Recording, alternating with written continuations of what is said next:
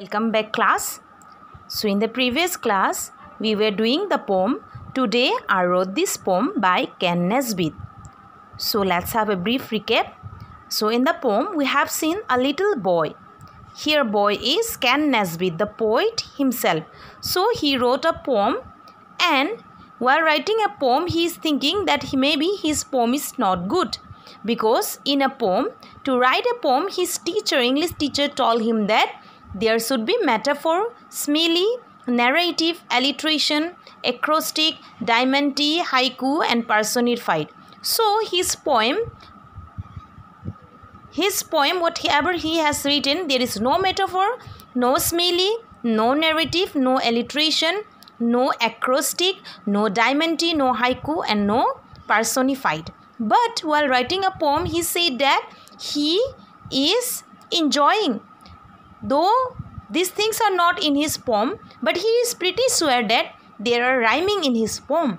So he thought that his teacher will not like the poem. But when he handed back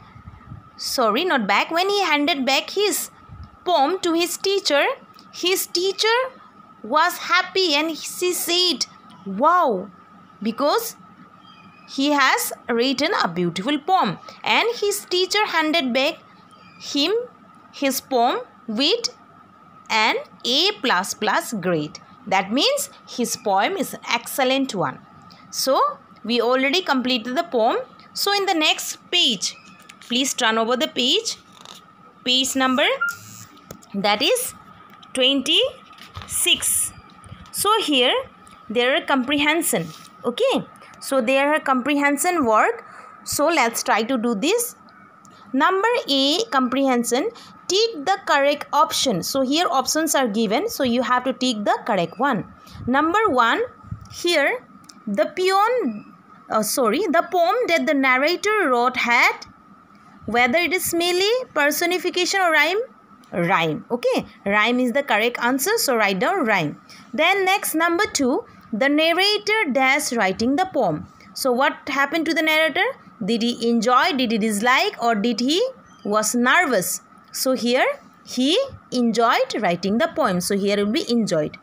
Number B, answer these questions. So here some questions are given, so by reading the poem you have to answer the questions. Okay, number 1, who do you think is the I in the poem? So here in the poem you have seen I. So who is the I in the poem? The poet or a school child. Give reason. If it is the school child, you have to write the reason. If it is the poet, you have to write the reason. Okay, so here who is that boy?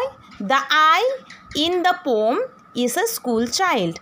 Throughout the poem, she talks about her teacher in class. Sorry, not she. He talks about her teacher in class, who had taught them what a poem should necessarily contain. Yes or no? Simile, I told you, acrostic. So these are the things. So in the end, what happened? She is delighted to be appreciated for his poem. Okay. So number 2, questions.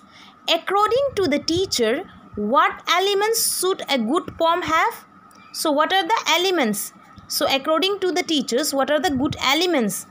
So the good elements should be, according to the teachers, a poem should have various figures of speech like metaphor, simile, alliteration and personification. It should be narrative, expressing heartfelt feelings. So it should either be an acrostic, diamante or haiku. It should also have a well-defined plot or a theme. Okay, right? So number 3, what is the questions? What do you think the phrases "she made a fuss in the last stranger" really means? So you have seen in the poem, the teacher make a fuss. Oh, she said and she made a fuss. So what is the fuss? The teacher initially made a fuss as the poem did not contain any of the good elements of poetry, but she actually enjoyed reading it and appreciated her style of writing. Alright, so we will stop here. We will continue in the next class. So whatever I have explained to you, please go through it. I will give you in the PDF format. the questions and answers. So please jot down in your notebook. Okay. So have a nice day.